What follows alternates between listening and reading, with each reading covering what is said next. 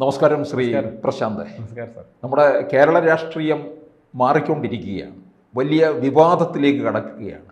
ഒറ്റ ഉപതെരഞ്ഞെടുപ്പിലാണ് ഇത്രയും പ്രശ്നങ്ങളിലേക്ക് കടക്കുന്നത്. 3 ഇടങ്ങളിൽ ഉപതെരഞ്ഞെടുപ്പ് പ്രഖ്യാപിച്ചു. അതിൽ പാലക്കാടാണിപ്പോൾ ചിത്രം മാറി മറിഞ്ഞുകൊണ്ടിരിക്കുകയാണ്. നമുക്കറിയാം, പാലക്കാട് വിവാദങ്ങളുടെ ഒരു ചുരുളിങ്ങോട്ട് അഴിയുകയായിരുന്നു. സ്ഥാനാർത്ഥി നിർണയം മുതൽ ഇപ്പോൾ ഇവിടെ വന്ന് നിൽക്കുന്ന സന്ദീപ് വാര്യരുടെ മറുകണ്ഠം ചാടൽ, പാണക്കാട്ട് കുടുംബത്തിലേക്ക് പോകുന്നു, ലീഗിനെ പ്രീതിപ്പെടുത്തുന്നു, മുഖ്യമന്ത്രിയുടെ ഇടപെടൽ, ഇതെല്ലാം കൊണ്ട് പാലക്കാട് ചിത്രം മാറുന്നു. തുടക്ക സമയത്ത് നമ്മൾ കണ്ട ചിത്രമല്ലല്ലോ ഇപ്പോൾ പാലക്കാടുള്ളത്. അപ്പൊ എങ്ങനെ സംഭവിക്കും? നാളെ പോളിംഗ് ബൂത്തിലേക്ക് പോവുകയാണ്.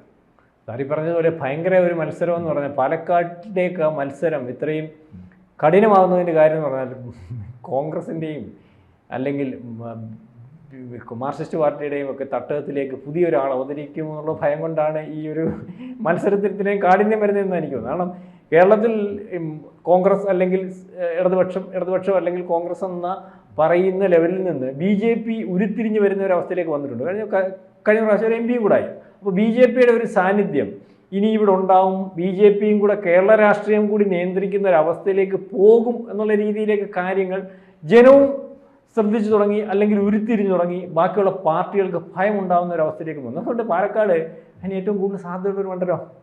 പാലക്കാട് BJPയുടെ വളർച്ച ബാക്കിയുള്ള മണ്ഡലങ്ങളിൽ നിന്നും വ്യത്യസ്തമായിട്ട് നേരത്തെ തന്നെ തുടങ്ങിയതാണ്. 21 നിയമസഭാ മണ്ഡലത്തില് ബാക്കിയുള്ള നിയമസഭാ മണ്ഡലം പരിശോധിക്കുമ്പം 12%, 13% കിടക്കുമ്പോൾ ഇവിടെ 20%മായി ആ പ്രാവശ്യം. അപ്പം അന്നേ ഒരു സാന്നിധ്യം അല്ലെങ്കിൽ BJPക്ക് വളരെ കൂടുതലായിട്ടുള്ള ഒരു നിയമസഭാ മണ്ഡലമാണ്. മാത്രമല്ല ഹിന്ദു വോട്ടുകളുടെ ഒരു വളരെ കൂടുതലായിട്ടുള്ള, കാരണം ഇന്നത്തെ വോട്ടേഴ്സ് ലിസ്റ്റ് പരിശോധിക്കുമ്പോൾ 2,12,000 വോട്ട് ആണ് വോട്ടേഴ്സ് ലിസ്റ്റിലുള്ളത്. കാരണം ഇന്നത്തെ നാളെ തെരഞ്ഞെടുപ്പ് നടത്തുന്ന വോട്ടേഴ്സ് ലിസ്റ്റ്, അതിനകത്ത് ഏതാണ്ട് 1,50,000 വോട്ടോളം ഹിന്ദു വോട്ടാണ്. ഹിന്ദു വോട്ടെന്ന് പറയുമ്പം നമ്മൾ നോക്കുമ്പോൾ 74% ഹിന്ദു വോട്ടുള്ള സ്ഥലമല്ലേ ഇത്. 77% ഹിന്ദു വോട്ടും 22% മുസ്ലിം വോട്ടും SC വോട്ട് 11%, ST വോട്ട് 0.41, വളരെ കുറവാണ്. ബാക്കി ക്രിസ്ത്യൻ വോട്ടെന്ന് പറഞ്ഞാൽ 3.2% കിടക്കുന്നത്.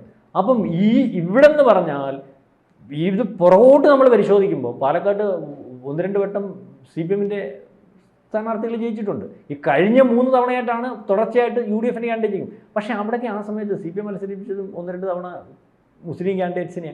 അതായത് അവിടെ ഈ 22% എന്ന് പറയുമ്പോൾ ഏതാണ്ട് 46,000 മുസ്ലിം വോട്ടുകളാണ് വരുന്നത്.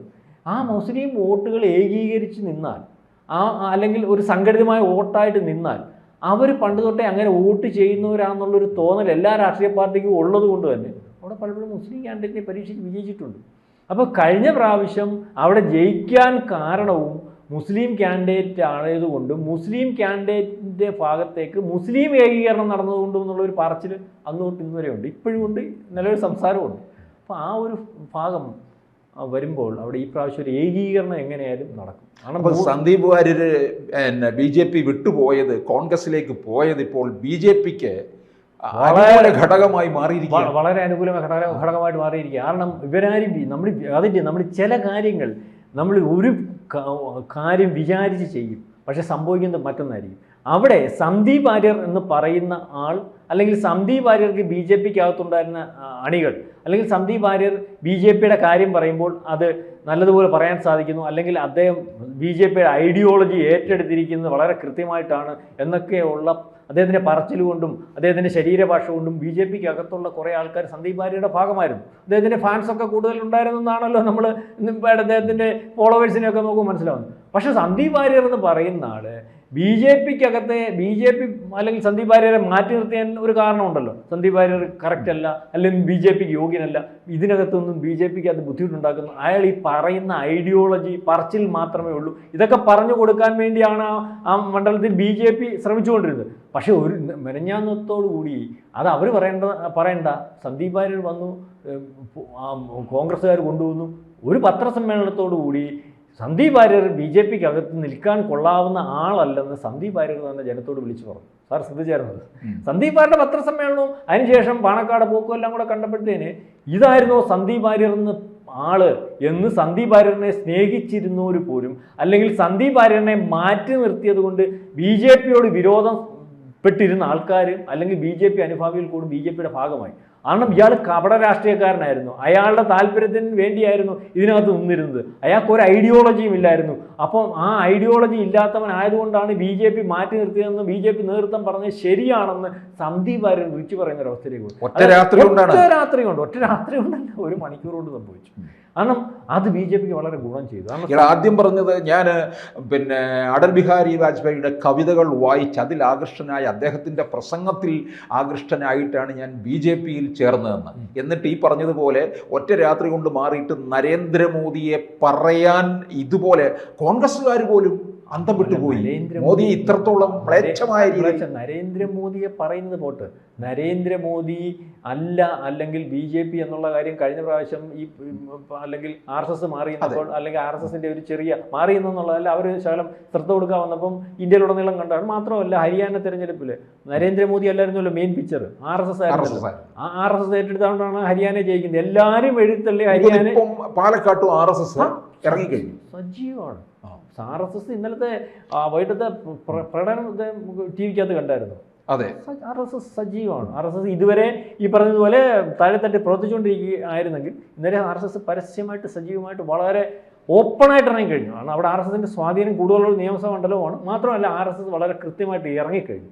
അപ്പം നമ്മളീ പറഞ്ഞത്, അപ്പം ഈ ബി ജെ പിക്ക് ആദ്യമൊട്ടേ മൂന്ന് മുന്നണികൾക്കും അസാരസ്യങ്ങൾ ഉണ്ടായിരുന്നെങ്കിലും അത് എടുത്തു കാണിക്കുന്നതിന് വേണ്ടി മാധ്യമങ്ങൾ ഏറ്റവും കൂടുതൽ ശ്രമിച്ചത് ബി ജെ പിയുടെ മാധ്യമങ്ങൾ ബി ജെ പിക്ക് അനുകൂലമായിട്ട് നിൽക്കുന്നില്ലായിരുന്നല്ലോ അവിടെ. കാരണം കൃഷ്ണകുമാർ അങ്ങ് തോക്കണമെന്നുള്ളത് ബാക്കി രണ്ട് പാർട്ടിക്കാരെക്കാട്ടി കൂടുതൽ ആഗ്രഹിക്കുന്ന രീതിയിലാണ് മാധ്യമങ്ങളുള്ളത്. പക്ഷേ അതിനെയൊക്കെ മറികടന്നുകൊണ്ട് ഈ പറഞ്ഞതുപോലെ ആർ എസ് എസിൻ്റെ വർക്കും ബി ജെ പിയുടെ വർക്കും ഒക്കെ അവിടെ വളരെ കൃത്യമായിട്ട് അടിത്തട്ടിൽ നടന്നുകൊണ്ട് പോകുന്നതാണ് നമുക്ക് മനസ്സിലാവുന്നത്. പക്ഷേ അതൊക്കെ ശരിവയ്ക്കുന്ന രീതിയിലും ഇതിനെയൊക്കെ മറികടക്കുന്ന രീതിയിലേക്കും ബി ജെ പി വന്നു എന്നുള്ളതാണ് ഇപ്പം നമുക്ക് ഇതിൽ നിന്ന് മനസ്സിലാവുന്നത്. മാത്രമല്ല നമ്മൾ അവിടുത്തെ പരിശോധിക്കുമ്പോൾ, ഇവിടുത്തെ ഒരു കണക്ക് പരിശോധിക്കുമ്പോൾ നമ്മൾ പറഞ്ഞല്ലോ, നമ്മൾ 2011 ശേഷം ബാക്കിയുള്ള നിയമസഭാ മണ്ഡലത്തിനകത്ത് സംഭവിക്കുന്നതിനെക്കാട്ടി കൂടുതൽ ബി ജെ പിക്ക് വളർച്ച സംഭവിച്ചുകൊണ്ടിരിക്കുന്ന ഒരു നിയമസഭാ മണ്ഡലം 2011 നമ്മളവിടുത്തെ കണക്ക് പരിശോധിക്കുമ്പോൾ ഇന്ത്യൻ നാഷണൽ കോൺഗ്രസ് ആണല്ലോ അവിടെ മുമ്പിൽ നിൽക്കുന്നത്. അതെ, അന്ന് അവിടെ 42.41% അവിടുത്തെ ഇന്ത്യൻ നാഷണൽ കോൺഗ്രസിന്റെ ശതമാനക്കണക്കിലുള്ള വോട്ട് മനസ്സിലാവുന്നുണ്ട്. ആ സമയത്ത് ബി ജെ പിക്ക് ഇവിടെ 19.87% വോട്ടേ ഉള്ളൂ. ആ സമയത്ത് സി പി എമ്മിനുള്ള വോട്ടെന്ന് പറയുമ്പം 35.87% ഉണ്ട്. ഇത് വന്നിട്ട് 2016 ഇന്ത്യൻ നാഷണൽ കോൺഗ്രസിന്റെ ശതമാനം കുറയുകയാണ്. അതായത് 41.77% കുറയുകയാണ്. ആ സമയത്ത് ബി ജെ പിയുടെ വോട്ട് അവിടെ ഈ 19.87 നിന്ന് 29% വർദ്ധിക്കുകയാണ്. ആ സമയത്താണ് ശോഭാ സുരേന്ദ്രൻ അവിടെ മത്സരിക്കുന്നത്. ശോഭാ സുരേന്ദ്രൻ മത്സരിക്കുമ്പോൾ 10% വർധനവാണ് 11 നിന്നും 16 വരുമ്പോൾ സംഭവിക്കുന്നത്. ആ സമയത്ത് അവിടെ ഏറ്റവും കൂടുതൽ നഷ്ടം സംഭവിച്ചിരിക്കുന്നത് സി പി എമ്മിനാണ്. സി പി എമ്മിൻ്റെ വോട്ട് 35.87 നിന്ന് 28% കുറയുക. മനസ്സിലാവും. ഇനിയിപ്പോൾ വീണ്ടും സി പി എമ്മിന് വോട്ട് ചോർച്ച ഉണ്ടാകുന്ന ഒരു സമയം കൂടിയാണ്. കാരണം ഈ SNDP വലിയ കലഹത്തിൽ നിൽക്കുകയാണ്. SNDP ആണ് കൂടുതലായിട്ട് സി പി എമ്മിൽ നിന്ന് അകന്നിരിക്കുന്നത്. അത് നമ്മൾ ആലപ്പുഴ ലോക്സഭയിൽ കണ്ടതുമാണ്. അല്ല, SNDP വോട്ടുകൾ പോകുന്നതുകൊണ്ടാണ് സി പി എമ്മിന് ഇപ്പോൾ ഭയം. അടിസ്ഥാന വോട്ടുകളാണ്ട് 16% വോട്ട് അവർക്ക് കിട്ടിക്കൊണ്ടിരുന്നത്. 26% മൊത്തത്തിലുള്ള ഇതിനകത്ത് 16% വോട്ട്, പ്രത്യേകിച്ച് ഈ സാഹചര്യത്തിൽ പാണക്കാട്ടേക്കുള്ള അതെ വളരെ ദൂരമുണ്ട്. ഇനിയിപ്പം 2016 ശേഷം 2021 നടന്ന തെരഞ്ഞെടുപ്പ് നമ്മൾ പരിശോധിക്കുമ്പം ഇന്ത്യൻ നാഷണൽ കോൺഗ്രസിന് 38% വോട്ടിലേക്ക് അവിടെ വീണ്ടും കുറയുകയാണ്. അവിടെ ജയിച്ചെങ്കിലും രണ്ടാമത് ബി ജെ പിക്ക് അവിടെ 35.35% വോട്ട് കൂടി 21 ഏറ്റവും അവസാനത്തിൽ. സി പി എമ്മിന് വീണ്ടും കുറഞ്ഞ് 25.64%. അതായത് സി പി എം 2011 36% നിന്ന് 25.64% കുറഞ്ഞു. സി പി എമ്മിൻ്റെ ശതമാന കണക്ക് മനസ്സിലാവുന്നുണ്ടോ? അതായത് 10% സി പി എമ്മിൻ്റെ വോട്ട് 2011 ശേഷം 2021 ആയപ്പോഴത്തേനും അവിടെ കുറഞ്ഞിരിക്കുകയാണ്. ഇതുപോലെ തന്നെ ഇന്ത്യൻ നാഷണൽ കോൺഗ്രസിൻ്റെ വോട്ട് 42.41 2011 ഉണ്ടെങ്കിൽ ശതമാനം ഉണ്ടെങ്കിൽ അത് 2029 ആകുമ്പോഴത്തേനും 38% കുറഞ്ഞിരിക്കുകയാണ്. അതായത് ഇന്ത്യൻ നാഷണൽ കോൺഗ്രസിന് 2029 ആകുമ്പോഴത്തേന് അവിടെ കുറവ് വന്ന വോട്ടിൻ്റെ ശതമാന കണക്ക് 4.35%. സി പി എമ്മിൻ്റെ കുറവ് വന്ന ശതമാന കണക്കെന്ന് പറഞ്ഞാൽ 10.18%. ഈ സമയത്ത് ബി ജെ പിക്ക് അവിടെ 16% വർധനവാണ് ഉണ്ടാകുന്നത്. അതായത് നമ്മൾ വിചാരിക്കുന്ന വർധനവല്ല. ഈ രീതിയിലേക്കുള്ള വർധനവിലൂടെയാണ് ഇപ്പോഴും അവിടെ പാർട്ടി സംവിധാനം പോയിക്കൊണ്ടിരിക്കുന്നതെങ്കിൽ അവിടെ ജയിക്കാൻ സാധ്യതയുള്ള BJP തന്നെയാണ്. നമ്മൾ ഈ പറയുമ്പം ഇഞ്ചോടിഞ്ച് മത്സരം കോൺഗ്രസും അല്ലെങ്കിൽ BJPയും തമ്മിൽ അവിടെ നടത്തിക്കൊണ്ടിരിക്കുകയായിരുന്നു. ഏറ്റവും അവസാനം ആ ഇഞ്ചോടിഞ്ച് മത്സരം എന്നുള്ളത് സരിൻ ചിത്രത്തിലില്ല. സരിൻ ചിത്രത്തിലേ ഇല്ല. സരിൻ ചിത്രത്തിൽ ഇല്ലാത്തത് കൊണ്ടാണ് ആദ്യമേ സരിൻ ആവശ്യപ്പെട്ടപ്പോൾ തന്നെ, അല്ലെങ്കിൽ CPM ഈ ഇത്തരത്തിലൊരു അപകടത്തിൽ നിൽക്കുന്നതുകൊണ്ടാണ് ആദ്യമേ പാലക്കാട് ബാക്കിയുള്ളത്തെ കൂട്ടല്ല ഈ മണ്ഡലത്തിൽ വളരെ കാലം കൊണ്ട് CPM അപകടത്തിലാണ്. അല്ലെങ്കിൽ CPMന്റെ വളർച്ചയ്ക്ക് അത് കുറവ് വന്നിട്ടുണ്ട്. ഒരു സ്ഥാനാർത്ഥിയെ മത്സരം ഒരു കാലത്ത് ഈ 57 മുതൽ ഇത് പാലക്കാട് എന്നുള്ള പേരിൽ തന്നെയാണ് ഈ മണ്ഡലം അറിയപ്പെടുന്നത്. CPMകാരുടെ വളരെ സമയം കൂടുതൽ ജയിച്ചിട്ടുള്ള ഞാനീ പറയാം. ഇപ്പം അതുകൊണ്ട് അവിടെ മത്സരിക്കാൻ താല്പര്യമുള്ള കേഡേഴ്സും ഇല്ല. പാർട്ടി പറയുമ്പോൾ മത്സരിക്കുന്നുള്ളേ ഉള്ളൂ. അതുകൊണ്ട് സരിൻ അങ്ങോട്ട് വന്നു. 16-ൽ കൃഷ്ണദാസ് മത്സരിച്ചു. കൃഷ്ണദാസ് മത്സരിച്ചപ്പം അന്നാണല്ലോ ഈ ഇത്രയും പുറകെ പോയത്. കൃഷ്ണദാസ് അതിനെ കൊണ്ട് കളഞ്ഞു. അന്നാ ശോഭ തന്നത് 16 ശോഭ കൃഷ്ണദാസിനെ എത്രയോട്ടം ലോക്സഭയിൽ നിന്നൊക്കെ മത്സരിച്ച് ജയിച്ചിട്ടുള്ള ആളാണ് തുടർച്ചയായിട്ട്. അയാളെ ഇല്ലായ്മ ചെയ്ത് ശോഭ സുരേന്ദ്രൻ. ശരിക്കും പറഞ്ഞ അന്ന് 21-ലെ 75.27% പോളിംഗ് നടന്നു എന്നുള്ളതാണ്. ഇത്തവണ എത്ര പോളിംഗ് നടക്കും നമുക്ക് അറിയത്തില്ല. കാരണം മറ്റ് 2 ഉപതെരഞ്ഞെടുപ്പ് നടന്ന മണ്ഡലങ്ങളിലും പോളിംഗ് ശതമാനം ഗണ്യമായി കുറഞ്ഞു എന്നുള്ളത് എല്ലാ മുന്നണികൾക്കും ഒരു ആശങ്കയുണ്ട്. പക്ഷേ ഇവിടെ അങ്ങനെ വരാൻ സാധ്യതയില്ല. ഇവരുടെ 3 മുന്നണികളെയും വർക്ക് നോക്കുമ്പോഴും RSS സജീവമായിട്ട് നിൽക്കുമ്പോഴും നുള്ളിപ്പറക്കി വോട്ട് ചെയ്യിക്കാനുള്ളൊരു RSS സജീവമായിട്ട് നിൽക്കുന്നതിൻ്റെ ഒരു കുഴപ്പമെന്ന് പറഞ്ഞാൽ RSSൽ എവിടെ സജീവമായിട്ട് നിൽക്കുന്ന അവിടെ വോട്ടുകൾ അവർ നുള്ളിപ്പറക്കും. അവരുടെ വർക്ക് അങ്ങനെയാണ്. അല്ലാതെ വോട്ട് ചെയ്യിക്കുന്നതിനകത്ത് കാരണം അത് നിശബ്ദമായിട്ട് അവർ അത് തന്നെയാണ് അവിടുത്തെ വർക്കും അത് തന്നെയായിരുന്നു. ശ്രദ്ധിച്ചില്ലായിരുന്നു. ബാക്കി 2 പേരും കിടന്ന് ചാടി ഓടി പറയുമ്പോൾ കൃഷ്ണകുമാറിനെ നമ്മൾ കാണുന്നില്ല. കൃഷ്ണകുമാർ ഒരു ചെറിയ പോലെ പമ്മി ഒരു വരാല് പോകുന്ന പോലെ ഇങ്ങനെ അങ്ങ് പോവുക. മനസ്സിലായിരുന്നില്ല. ആ വർക്ക് ഒരു സൈലന്റ് വർക്ക്. ആ വർക്ക് അപകടം ചെയ്യുന്ന വർക്കാണ്. അങ്ങനത്തെ ഇലക്ഷൻ വർക്ക് എന്ന് പറഞ്ഞാൽ അത് അപകടം ചെയ്യുന്ന വർക്കാണ്. അത് അവർ മർമ്മത്തിൽ കൊണ്ടാണ് വർക്ക് ചെയ്യുന്നത്. കാലിളക്കിയിട്ട് കാര്യമൊന്നുമില്ലല്ലോ. മർമ്മത്തിൽ കൊണ്ടാണ്. അപ്പോൾ നമ്മളീ പറയുന്നത് കഴിഞ്ഞ പ്രാവശ്യം അവിടെ ജയിക്കുന്നതെന്ന് പറഞ്ഞാൽ കഴിഞ്ഞ പ്രാവശ്യം ഈ ശ്രീധരൻ മത്സരിക്കുമ്പോൾ ഇത് പറഞ്ഞതുപോലെ കേരളത്തിൽ ഉറ്റുനോക്കുന്ന ഒരു നിയമസഭാ മണ്ഡലമായിരുന്നു. ആ സമയത്ത് വർഗീയ ധ്രുവീകരണം വളരെ കൃത്യമായിട്ട് നടന്നതുകൊണ്ടാണ് 3900 വോട്ടിന് അവിടെ ഷാഫി പറമ്പിൽ ജയിക്കുന്നതെന്നുള്ള പറച്ചിൽ അവിടെ കൃത്യമായിട്ട് വന്നിട്ടുണ്ട്. മനസ്സിലാവുന്നുണ്ടോ? ആ പറച്ചിൽ ഇന്നും അവിടെ നടന്നുകൊണ്ടിരിക്കുകയാണ്. ആ ഒരു കാരണം കൊണ്ടാണ്. മാത്രമല്ല ഈ ഇലക്ഷന് നമ്മൾ ഈ പറയുമ്പോൾ മൂന്ന് ഉപതെരഞ്ഞെടുപ്പിൽ നമ്മൾ പരിശോധിക്കുമ്പോൾ മുസ്ലിം ലീഗിൻ്റെ ഒരു ഇടപെടൽ എത്രത്തോളം വലുതാണ്. കാരണം കോൺഗ്രസിനെ നിയന്ത്രിക്കുന്നത് മുസ്ലിം ലീഗായിട്ട് മാറുക. കോൺഗ്രസ് മുസ്ലിം ലീഗ് നേതാക്കന്മാർ പറഞ്ഞതിന് ശേഷം പറയുന്ന ഒരവസ്ഥയിലേക്ക് വരും. പാണക്കാട് നിന്നുള്ള എന്ത് പറയുന്നു അതനുസരിച്ച് നീങ്ങുക. അപ്പം ലോക്സഭാ തെരഞ്ഞെടുപ്പിൽ അവിടെ നിയന്ത്രണത്തിലായിരുന്നു. അതിനകത്ത് കോൺഗ്രസിന് വലിയ പങ്കൊന്നുമില്ല. ഇപ്പം ഇവിടെയും തന്നെ ഈ വളരെ കൃത്യമായിട്ട് മുസ്ലിം നേതാക്കന്മാർ കഴിഞ്ഞ ദിവസം ഇതേ വാര്യർ അങ്ങോട്ട് പോയി കഴിഞ്ഞിട്ട് അന്ന് സംഘടിപ്പിച്ച പ്രകടനം മുസ്ലിം ലീഗിൻ്റെ നേതൃത്വത്തിൽ അവിടെ സംഘടിപ്പിച്ച മുസ്ലിം ലീഗ് നേതൃത്വം നിന്നാണ് ആ വലിയൊരു പ്രകടനം സംഘടിപ്പിച്ചത്. അപ്പോൾ ആ രീതിയിലേക്ക് പോകും. ഇത് ജനം തിരിച്ചറിയുകയൊക്കെ ചെയ്യുമ്പോൾ സാറേ ഒരു സൈഡിൽ ധ്രുവീകരണം ഉണ്ടായി ഓട്ടോമാറ്റിക്കലി അപ്പുറത്ത് ധ്രുവീകരണം ഉണ്ടാവും. അത് നമ്മൾ മനസ്സിലാക്കണം. അത് വളരെ കാലമൊന്നും മറച്ചു പിടിക്കാൻ പറ്റത്തില്ല. ഈ ധ്രുവീകരണം ഒരു ഭാഗത്ത് ഇപ്പം ഷാഫി പറമ്പിൽ അവിടെ നിന്നുകൊണ്ട് എൻ്റെ കാൻഡിഡേറ്റ് ആണെന്ന് പറഞ്ഞ് അല്ലെങ്കിൽ അയാൾ നിന്ന് ഒരു ഭാഗത്തേക്ക് ധ്രുവീകരിക്കാൻ ശ്രമിക്കുന്ന വോട്ട് ഭൂരിപക്ഷം മുസ്ലിങ്ങളുടെ ആകുമ്പോൾ ഇപ്പോഴത്തെ ഹിന്ദു ധ്രുവീകരണം ഉണ്ടായാലും ഒരു 45% ഹിന്ദു ധ്രുവീകരണം പാർട്ടിക്കപ്പുറം ആ രീതിയിലേക്ക് BJP കാൻഡിഡേറ്റിന് വരുവാണെങ്കിൽ പിന്നെ ജയിക്കാൻ പാടെന്തുവാ?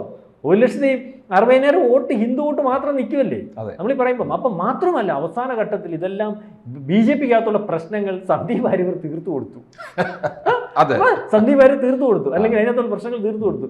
അപ്പം ഇപ്പൊ അവരെല്ലാം ഒന്നായി. കാരണം ഞങ്ങളുടെ ഐഡിയോളജിയാണ് വിഷയം. ഞങ്ങളുടെ ഐഡിയോളജിക്ക് അപ്പുറം ഈ പാർട്ടിയെ സ്ഥാനമാനങ്ങൾക്ക് വേണ്ടി നിന്ന ഒരാളാണ്. അതിനെ അംഗീകരിക്കാൻ പറ്റത്തില്ല. അല്ലെങ്കിൽ ഇയാൾ ഈ കാണിച്ചു ഒന്നും അംഗീകരിക്കാൻ പറ്റത്തില്ല. ആ BJPക്കാരനെ സംബന്ധിച്ചോളം RSSനെ സംബന്ധിച്ചോളം അവർക്ക് അംഗീകരിക്കാൻ പറ്റത്തില്ല. അപ്പം അവർക്ക് ആ ഒരു മേൽക്കോയ്മയൊക്കെ ഉണ്ടായി. ഈ പറഞ്ഞതുപോലെ ക്രിസ്ത്യൻ വോട്ടെന്ന് പറയുന്നത് ഏതാണ്ട് 6796 വോട്ടുണ്ട്. അവിടെ വളരെ കുറവാണ്. പക്ഷേ ഈ പ്രാവശ്യത്തെ മുനമ്പത്തെ വിഷയം വെച്ചിട്ട് ആ ക്രിസ്ത്യൻ വോട്ടിനകത്ത് അവിടെ ഈ പറഞ്ഞ പഴയ രീതിയിലുള്ള വോട്ടിംഗ് ആയിരിക്കത്തില്ല അവിടെ നടക്കാൻ പോകുന്നത്. അതിന് വ്യത്യാസമൊന്നും അല്ലെങ്കിൽ അതിന് നമ്മൾ സംശയിക്കേണ്ട കാര്യമില്ല. ഒരു 5000 വോട്ട് 4000 വോട്ട് അവിടെ നടന്ന ക്രിസ്ത്യാനിയുടെ വോട്ട് നടന്നാൽ കഴിഞ്ഞ പ്രാവശ്യം സംഭവിച്ചതുപോലെ ആ 4000 വോട്ട് അല്ലെങ്കിൽ ഏതെങ്കിലും ഒരു ഭാഗമായിട്ട് വോട്ടാണെങ്കിൽ അതിനകത്ത് BJPയുടെ ഭാഗം ഈ പ്രാവശ്യം വളരെ കൃത്യമായിട്ട് ഉണ്ടാവും എന്നുള്ള കാര്യം തർക്കമൊന്നുമില്ല. കാരണം മുനമ്പം വിഷയം ഇവർ ഈ ഉപതെരഞ്ഞെടുപ്പുകളിലൊക്കെ എത്ര മറച്ചു പിടിക്കാൻ ശ്രമിച്ചാലും അത് വഖഫല്ലെന്ന് മുസ്ലിം ലീഗ് പറഞ്ഞതിൻ്റെ ഒപ്പം ഏറ്റെടുത്ത് പ്രതിപക്ഷ നേതാവ് പറഞ്ഞപ്പോഴും അല്ലെങ്കിൽ അത് ഞങ്ങൾ തീർക്കുമെന്ന് മുഖ്യമന്ത്രി പറയുമ്പോഴും അത് അങ്ങനെയൊന്നും തീരത്തില്ല എന്ന് ജനം തിരിച്ചറിഞ്ഞു തുടങ്ങിയിട്ടുണ്ട്. മുനമ്പത്തെ വിഷയത്തിൽ പോലും ഒരു ഭാഗമായിട്ട് പാർട്ടികളെല്ലാം നിൽക്കുന്നു എന്നുള്ള കാര്യം മനസ്സിലായിട്ടുണ്ട്. ക്രിസ്ത്യാനിക്ക് ഒരുപക്ഷെ ഒരു പരിധിവരെ തോന്നിയിട്ടുണ്ട് BJP ഉള്ളൂ ഞങ്ങളുടെ ഭാഗം സംസാരിക്കാൻ. അത് ഈ നിസാര വോട്ടുകൾ അല്ലെങ്കിൽ ഈ കഴിഞ്ഞ പ്രാവശ്യം നുള്ളിപ്പറക്കിയെടുത്ത വോട്ടുകൾ കൊണ്ട് UDF കാൻഡിഡേറ്റ് ജയിക്കുമ്പോൾ, അതുപോലെ ഇത്രയും കൃത്യമായിട്ടൊരു മത്സരം നടക്കുമ്പോൾ ക്രിസ്ത്യൻ വോട്ടും അവിടെ ഈ പറയുന്ന 10,000 വോട്ട് അവിടെ നടന്നാൽ, അപ്പോൾ 6,700 വോട്ടോളം ഉണ്ട്. അതിനകത്തൊരു നമുക്ക് ഒരു 70% വോട്ടേ നടക്കത്തുള്ളൂ. 4,000 വോട്ട് നടന്നു കഴിഞ്ഞാൽ ആ 4,000 വോട്ട് BJP കിട്ടിക്കൊണ്ടിരുന്ന വോട്ടുകളൊന്നും അല്ല കഴിഞ്ഞ പ്രാവശ്യം. ആ വോട്ടുകൾ BJP കിട്ടുന്ന ഒരവസ്ഥയിലേക്ക് മൊത്തം കിട്ടിയില്ലെങ്കിലും 50% വോട്ടെങ്കിലും കിട്ടുന്ന ഒരവസ്ഥയിലേക്ക് വന്നാൽ അതൊക്കെ നിർണായക വോട്ടുകളാണ്. മാത്രമല്ല SDPയുടെ അവിടുത്തെ നിലപാട്, UDF കാൻഡിഡേറ്റിന് അനുകൂലമായിട്ടുള്ള നിലപാട്, ഇതെല്ലാം വളരെ സ്പഷ്ടമായിട്ട് വന്നിട്ടുണ്ട്. മറച്ചു പിടിച്ചുകൊണ്ടുള്ള പോക്ക് കഴിഞ്ഞ കാലങ്ങളിൽ നടന്നതുപോലെ ഇപ്പം രാഷ്ട്രീയത്തിൽ നടക്കുന്നില്ല. അത് തുറന്നു കാണിക്കുന്നതിന് വേണ്ടി യൂട്യൂബ് ചാനലുകളും അല്ലെങ്കിൽ രാഷ്ട്രീയ പാർട്ടികളും ഒക്കെ ശ്രമിക്കുന്നുണ്ട്. അതുകൊണ്ട് അവിടെ നമ്മൾ പരിശോധിക്കുമ്പോൾ BJPക്ക് ആണ് വളരെ കൂടിയ സാധ്യത ഈ പാലക്കാട് തെരഞ്ഞെടുപ്പിൽ, നാളെ നടക്കാൻ പോകുന്ന തെരഞ്ഞെടുപ്പിൽ നമ്മൾ കാണുന്നത്. കാരണം ഇതൊക്കെയാണ് നമ്മൾ ഈ പറഞ്ഞതൊക്കെയാണ് കാരണം. ഈ BJPയുടെ കഴിഞ്ഞ കാലഘട്ടം 3 തെരഞ്ഞെടുപ്പുകൾ പരിശോധിക്കുമ്പോഴും BJPയുടെ മുന്നേറ്റം വളരെ കൂടുതലാണ്. ആ മുന്നേറ്റം അങ്ങോട്ട് പോയാൽ BJP കാൻഡിഡേറ്റ് തന്നെ ജയിക്കാനാണ് സാധ്യത. കൂടുതൽ വാർത്തകളും വിശേഷങ്ങളും നിങ്ങളിലേക്ക് എത്താൻ ABC മലയാളം സബ്സ്ക്രൈബ് ചെയ്യുക, ബെൽ ബട്ടണും അമർത്തുക.